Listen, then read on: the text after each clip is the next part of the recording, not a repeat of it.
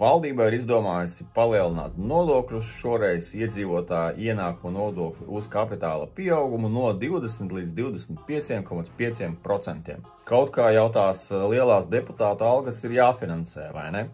Šis nodoklis attieksies uz akcijām, parādzīmēm, bondiem, nekustamo īpašumu. Ja gribat piefiksēt vēl 20%, tad nekustamā īpašuma pārdošanas līgums ir jāparaksta vēl šogad. Ja jums ir ieguldījuma konts Latvijas bankās, tad tur jau nav jāmaksā nodoklis katru gadu. Bet kaut kad nākotnē, kad ņemsiet visu naudu ārā, būs jāmaksā. Daži var izvēlēties jau piefiksēt šos 20%, tas nozīmē, ka ir jāpārdot visi aktīvi šajā ieguldījuma kontā un ir jāizņem nauda no ieguldījuma konta.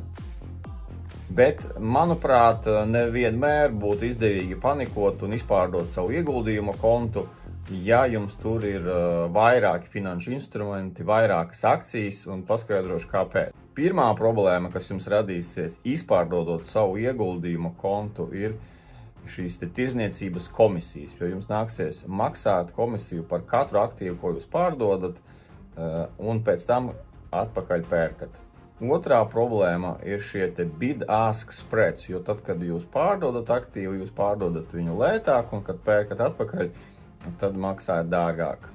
Un trešā problēma ir, kad aktīvu cenas svārstās un var gadīties, ka jūs kādā dienā šogad nopārdosiet, bet, kā zināms, akcijas var palikties pat pa 5–10% dienā, un jūs palaidīsiet garām šo peļņu, jo ienākuma nodoklis jūs 5 mīnus 25% nav nekas tik būtisks, bet jūs varat arī visu pazaudēt akcijas pieaugumā.